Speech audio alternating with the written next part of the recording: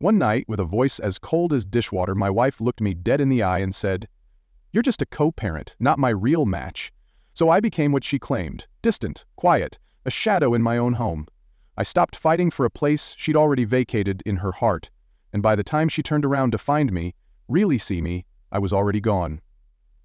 If you've ever loved someone who stopped choosing you, stay with me. This story just might help you heal. She was the fire, I was the earth. That's how it started. I met Susan in college. Her words sharp, her laugh sharper. A psychology major who challenged everything: gender, politics, dinner table etiquette. Me, I was just a business kid juggling textbooks and graveyard shifts, trying to graduate without debt. Somehow we balanced. Her chaos thrilled me. My calm steadied her. We got married at 27, twins at 29, and slowly, so slowly, she stopped looking at me like I mattered. Not as a partner, not even as a person. It didn't fall apart all at once. It came undone in the quiet ways marriages sometimes do, like a fraying hem that no one bothers to stitch, or a house where one too many light bulbs stay burnt out. You don't notice the silence until it starts echoing back at you. While I was building our life, pulling in long hours at the office, skipping lunches and missing happy hours, Susan was building something else. She called it her brand. Said it was about female empowerment and finding her voice. That's what the blog was for. That, and the meetups, the webinars, the collaborations that always seemed to happen at wine bars on Wednesday nights. I didn't mind at first. Hell, I supported it. Bought her a new laptop when she said her old one didn't spark creativity. Took the twins to school every morning while she meditated and drafted Instagram captions about boundaries and liberation. I made breakfast, I packed lunches. I was at every conference night, every school play, every dentist appointment. Not because I was trying to win Father of the Year, but because somebody had to. I figured it was a season, just a phase of us both chasing something. I thought we were still on the same team, even if we weren't wearing the same uniform. Turns out I was wrong. It happened on a Tuesday. Just a plain, ordinary, forgettable Tuesday. No storm clouds, no big fight, no drama. I'd worked a 12-hour day, came home late but still managed to help Ethan cut cardboard for his science fair volcano and read Emma the Paper Bag Princess for the 100th time. She likes the way I do the dragon's voice. They were asleep by 8:30. Lights off. Soft breathing. I came downstairs thinking maybe Susan and I could watch an episode of that cooking show we both pretended to care about. It was one of the few things we still did together. I found her in the kitchen, rinsing a plate. The water running was the only sound in the room. She didn't look at me, just said it, like she was asking me to pick up milk on my way home. "You're nothing more than a co-parent to me, Robert, not my real match." The world slowed down in a way I can't explain. I didn't hear the faucet, I didn't feel the floor. I just heard her voice, calm, measured, like she'd rehearsed it in her head 100 times. And maybe she had. I stood there, hands in my pockets, staring at the back of her head. She didn't turn around. Didn't flinch. Just kept washing that one damn plate like it was the only thing in the world that needed her attention. When I finally found my voice, it didn't even sound like mine. "So, that's how you see me?" She shrugged. A real shrug. Like I'd asked her if she wanted decaf or regular. I think we both know this hasn't been a real marriage for a long time. You don't challenge me intellectually. You don't get what I need as a woman in today's world. I remember the way the kitchen light caught the water on her hands. I remember how cold the tile felt under my bare feet. What I don't remember is breathing. She didn't raise her voice, didn't cry, didn't feel anything. And maybe that was the worst part. Because I'd felt everything. Every missed birthday party, every night I rocked both kids to sleep while she typed up another blog post about modern masculinity. Every time I looked across the dinner table at a woman who used to look back, but now just scrolled through her phone with that glazed-over stare.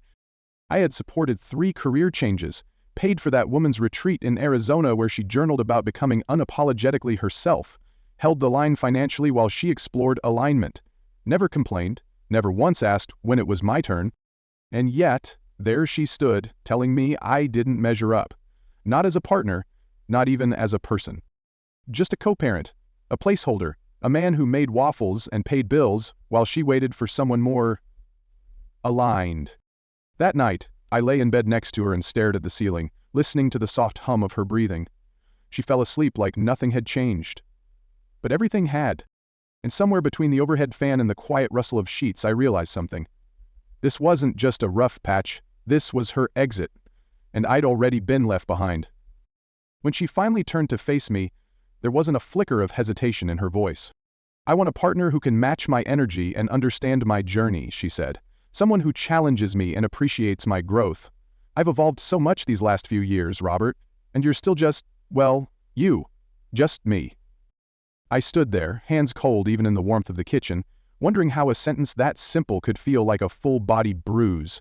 I wanted to laugh, I did, because if growing from entry-level analyst to senior portfolio manager, learning how to raise 2 children, and supporting her through every version of her purpose wasn't growth, I didn't know what was. But she wasn't done. "I'm not saying we need to end things," she added like she was offering a compromise. "The kids need stability. We can still co-parent effectively. I just think we should be honest about what this relationship is." She said it like she was doing me a favor. Like being told I was no longer her partner, but still a reliable babysitter, was something I should thank her for. I didn't shout, didn't plead, didn't fall apart. I just said, "I see," and walked out of the kitchen. Behind me, she called after me, "Robert, aren't we going to talk about this?" But what was left to talk about? She'd made herself clear. She'd been making herself clear for years. I just refused to listen. That night, I lay in bed beside her and stared at the ceiling fan, its slow, steady spin like a clock ticking down to something I didn't want to face. And I thought back, not to one moment, but to the million little cracks that led us here. When had she stopped laughing at my stupid jokes? When had she stopped texting me during the day just to say she missed me? When had her kisses gone from full and soft to a distracted peck at the door? I searched for the last time she asked about my day and listened to the answer. When was the last time she reached for my hand just because it was there? It hit me sometime around 3 a.m., the kind of realization that slips in when the world is too quiet to lie to you anymore. She hadn't fallen out of love with me overnight. She'd been leaving me in slow motion for years, and I'd let her. I remembered how often I'd come home, exhausted, only to find her curled on the couch, scrolling through her phone, nodding absently while I told her about my day. I remembered the Instagram posts she used to show me, the ones about outgrowing people and protecting your energy, always followed by hashtags like authentic life and know my worth. She said they weren't about me. Maybe they weren't. But maybe they were. While I was packing school lunches, she was tagging herself in empowerment quotes. While I was getting up at 2 a.m. to change sheets after Emma's accident, she was listening to podcasts about energetic alignment.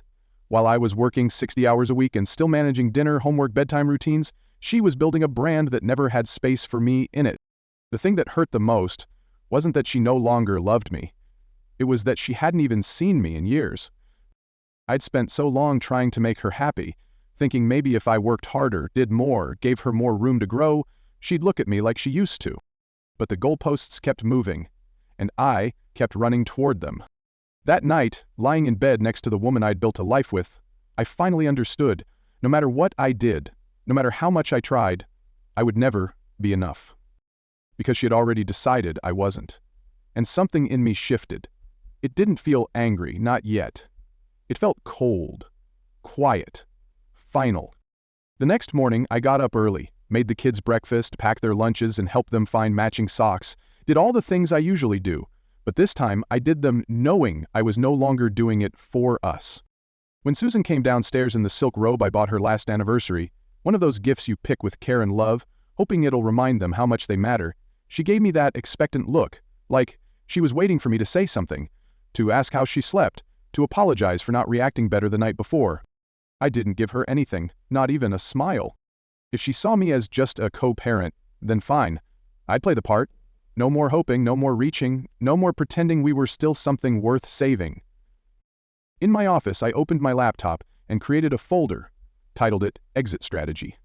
Inside, I started a checklist, bullet points, clean and methodical, things I should have started years ago. Call a lawyer. Gather financial records. List parenting responsibilities. Document everything. I didn't feel triumphant. I felt steady, not because I wanted to win, but because I was done losing myself in a relationship where only one of us had been showing up. The fan hummed overhead, the coffee maker hissed in the kitchen. Somewhere down the hall, Emma laughed at something Ethan said. And for the first time in a long, long time, I didn't feel desperate to be seen. I felt ready to stand alone. The next morning, the eggs sizzled in the pan like nothing had changed, but everything had. "You're quiet this morning," Susan said halfway through her first cup of coffee, trying to sound casual. Her voice floated over the island like it was any other day. I didn't look up, just kept slicing fruit for Ethan's lunch. Got a lot on my mind, work stuff. There was a pause. "Do you want to talk about what I said last night?" she asked, leaning against the counter, like she hadn't shattered the last 10 years with one well-placed sentence. "I think it's important we get on the same page." "We're on the same page," I replied, layering peanut butter onto bread. "You were very clear." "Robert, I wasn't trying to hurt you," she said, her voice slipping into that careful, therapist-adjacent tone she liked to use when she thought she was being wise. "I was just being honest about where I am right now." "I appreciate the honesty." My tone was even, maybe too even. Now we both know where we stand. I could see it unsettled her. She expected something more dramatic, an outburst, tears, maybe some desperate attempt to win her back. But all she got was peace. The kind of peace that comes after surrender, when you stop trying to fight for something that doesn't want to be held. That became our new rhythm. No small talk, no glances over dinner, no asking how her day was. We shared space but not warmth. If she spoke to me, I answered with politeness, not interest. I stopped asking where she was going or when she'd be home, took the kids out on weekends without checking with her, replied to her texts in clipped, neutral tones. Out with the kids? Back later? And I started taking care of myself. Got back in the gym, dropped 30 pounds, picked up a basketball game with some guys I hadn't seen in years, bought a couple of shirts that actually fit, got a haircut that wasn't from a chain barber shop with a sports channel on mute in the background, started seeing the man in the mirror again, shoulders straight, eyes sharper, chin lifted just a little higher. One Saturday she looked up from her phone as I walked in. "Where'd you go?" she asked. "Out," I said, setting a bag of takeout on the counter. "Kids wanted pancakes. We found a place." Her lips pressed together. It would have been nice to know. As their mother, I should be informed. I shrugged. "Didn't think it mattered. You're usually too busy with your blog to join us anyway." She bristled. "That's not fair. My work is important too." "Sure it is," I said, not looking up. She followed me into the kitchen, voice rising just slightly. "What's going on with you? You've been acting differently ever since our talk." "Nothing's going on," I said, calm as Sunday morning. "Just being a co-parent." "Like you wanted." "That's not what I meant, and you know it," she said, crossing her arms. I finally looked at her. "Then tell me, Susan, what did you mean when you said I was nothing more than a co-parent to you?" She opened her mouth, closed it again. "I meant that our relationship had changed, evolved. That doesn't mean we can't still be partners in other ways." I nodded. Partners. Like roommates who happen to share kids. Got it. That was the first real crack in her mask. She hadn't expected this part. She thought she could downgrade the marriage and still keep the benefits. Someone to carry the heavy loads, remember the appointments, mow the lawn, and handle the twins' math homework. She was starting to realize you don't get to rewrite the contract and keep the perks. Meanwhile, I'd taken action. Consulted a lawyer, good one. She said my case for 50/50 custody was strong, possibly more considering my day-to-day involvement with the kids. We started building documentation, a log of every school event I'd attended solo. Emails from teachers came to me because I was the parent who responded. Medical records showed it was my name on the check-in sheets. A quiet, careful record of years spent showing up while Susan didn't. I opened a new account in my name, shifted small amounts at first. Just enough to establish a paper trail. Nothing sneaky, just responsible. Intentional. 6 weeks later, Susan sat next to me on the couch like she used to.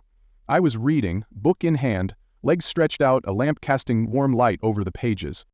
"You've lost weight," she said softly. "You look good." "Good." I kept reading. "Thanks," I said. Her fingers brushed my arm. "Robert, can we talk? I feel like there's a wall between us lately." I set my bookmark in place, closed the book gently. "I'm just respecting the boundaries you set." She blinked. "I didn't set any boundaries. You said I was just a co-parent to you. I'm adjusting accordingly." "That's not what I meant," she said quickly. "I didn't mean I don't care about you, or that our relationship isn't valuable." I looked at her, then, "What did you mean, Susan?" Because from where I sit, it sounded pretty final. She looked down at her hands, fingers twisting the hem of her sweater. "I just meant I felt disconnected. I didn't mean it had to stay that way." I stood. Not fast, not dramatic, just stood. "I've had time to think too," I said, and I realized something. She looked up, hopeful. "You were right," I said. "We are just co-parents, and that's all we need to be, for the twins' sake." I walked out of the room. Didn't slam the door, didn't look back. She sat there, on the couch, alone in a quiet house, And for once, she couldn't fill the silence with her words. Because I'd finally found mine. And I wasn't using them to beg anymore. One evening not long ago, Susan came home with a look I'd seen before. Tight around the eyes, tired but hiding something. She was upset, though she tried not to let it show. Something about a friend's vacation photos on social media, some happy couple kissing on a gondola in Venice. I didn't ask. I was curled up in my armchair with a book, looking healthier than I had in years.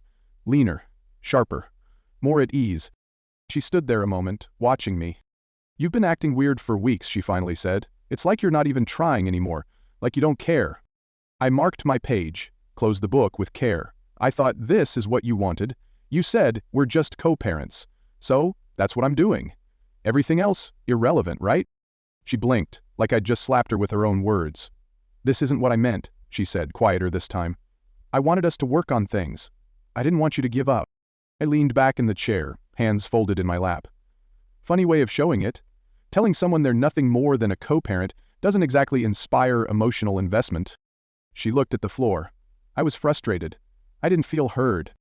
"I heard you," I said, loud and clear. There was a long pause.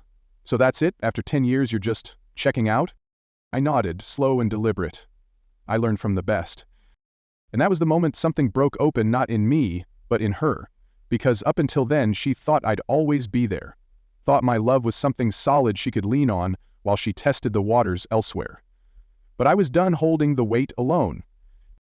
Over the next few weeks she tried to reverse course, cooked my favorite meals, asked about my day, slipped on lingerie like it might cast a spell that erased everything she said. But it was too late. She didn't know I'd overheard her on the phone with a friend, whispering about how I'd changed, how I was emotionally gone, how she didn't know what to do if he leaves. That sealed it for me. Her honesty hadn't been brave, it had been a test, a push, hoping I'd pull back harder. She never expected I'd walk away. So I did. 3 months in, I sat across from her at the kitchen table with a manila folder. The same table where we once celebrated birthdays, planned school lunches, paid bills, fought and forgave. "We need to talk," I said. Her shoulders stiffened. "What's going on?" "I want a divorce." She stared. Didn't even breathe. "You're serious?" I slid the folder toward her. Divorce papers, financial records, a letter from my attorney, all neat, all legal. I pointed to the highlighted sections. Given my income, the custody schedule I'm proposing, and the parenting documentation I've compiled, the courts are likely to grant me primary custody. You'll have weekends and 1 dinner a week. She flipped through the pages with trembling hands. I've logged every school event, every doctor visit, every time I had to handle things alone because you were busy with the blog. The custody evaluator will see what matters most, who's been parenting and who's been performing. Her voice cracked. "I need time to figure things out. My blog is about to take off." "You've been saying that for 3 years," I said. "Meanwhile, I've saved for the kids' college and paid off the mortgage." Real tears this time. "Robert, please, we can work this out." "I didn't mean what I said." "Then why did it take losing me for you to notice I was there?" No answer. She threatened to fight, raised her voice, but I had recordings of her dismissal. Legal in our one-party consent state. I stayed calm, documented everything, protected myself. Then came the real blow. The house. It was in my name, always had been. Her credit never qualified. She hadn't noticed, never thought I'd sell. "You can't sell our home," she yelled when the papers came through. "Check the deed," I said.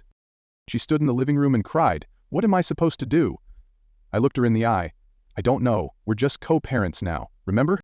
A week later, she begged me to reconsider therapy, quitting the blog, anything, but it wasn't about therapy. Or apologies. "You decided I wasn't worth loving years ago," I told her.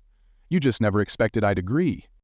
The divorce was finalized quickly. She couldn't afford the kind of lawyer I had. The judge reviewed the evidence, awarded me primary custody. The house sold higher than expected. I bought a better place near the kids' school, with bright windows, 2 bedrooms, and a yard with a swing set. She moved into a 1-bedroom apartment on the edge of town, took a temp job as an admin assistant. Her blog quietly faded away. When she came by to drop the kids off, she stood on the porch and looked around. "The kids, they seem happy here."